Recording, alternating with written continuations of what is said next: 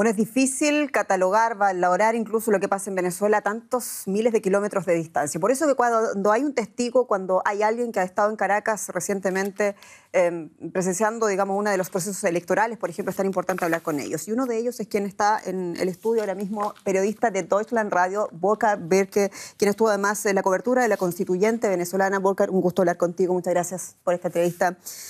Primero, muy breve, ¿cómo lograste entrar al país, conseguir esa visa de periodista, que es un lujo, es prácticamente imposible de conseguir? Yo creo que soy el único periodista alemán que ha podido entrar como periodista a Venezuela en estos últimos meses o años, inclusive. He insistido, he solicitado la visa desde hace meses y por intermedio de la embajada venezolana en Berlín, al final logré un día antes de viajar. Yo quería viajar el sábado. El domingo era la constituyente, me dieron el permiso por unos 10 días. Tú fuiste en un periodo de mucha complejidad, cubrir un proceso ampliamente rechazado, en un momento de mucha efervescencia política, también en las calles. ¿Cómo fue ir a cubrir a las calles, a reportar a las calles? ¿Tuviste miedo? Sí, claro, era una situación muy peligrosa, no solamente por la situación política muy tensa, por una oposición y las fuerzas de seguridad que se están enfrentando con mucha violencia, sino también por la delincuencia común, porque ya tomar un taxi del aeropuerto de Caracas a la ciudad es un riesgo para una persona como yo. Entonces uno no puede sacar el celular para hacer una llamada, recibir una llamada sin el miedo de que se le roben a uno y todas esas cosas. ¿Qué seguridad implementaste o empleaste para trabajar? Bueno, traté de asegurar mis transportes, de andar acompañado y de cuidarme mucho, pero sin embargo tenía que hacer mi trabajo, tenía que sacar mi celular de vez en cuando. ¿Chaleco antibalas? Yo llevé un chaleco antibalas que llegó una maleta que no llegó conmigo el mismo día, llegó un par de días después y me lo confiscaron, pero sin embargo es algo que todos los periodistas venezolanos están llevando, inclusive casco y máscaras de gas cuando van a las demostraciones, a las manifestaciones, a cubrirlas porque están en peligro y tienen que protegerse. Chaleco antibalas usamos los periodistas cuando vamos a una zona de guerra. ¿Eso es lo que viste en Venezuela? ¿Qué tan complicada es la situación en las calles?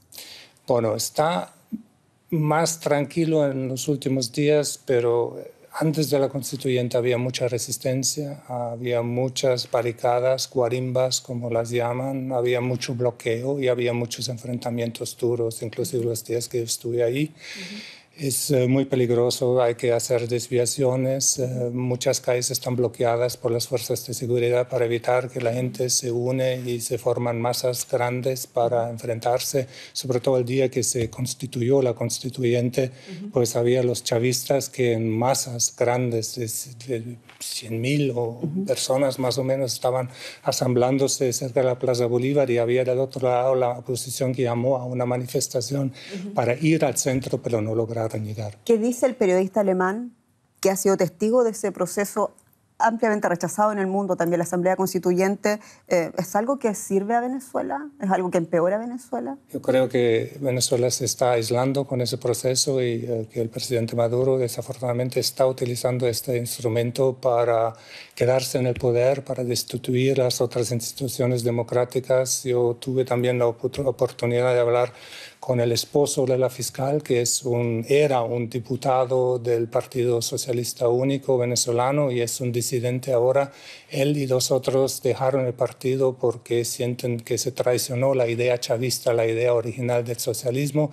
Es muy interesante porque con esos 3 diputados la oposición hubiera podido tener una mayoría de 2/3 para cambiar la Constitución, pero ya con la constituyente pues es el instrumento omnipoderoso y un instrumento que ya había anunciado el presidente del gobierno antes que iban a utilizarlo para crear lo que ellos llaman justicia.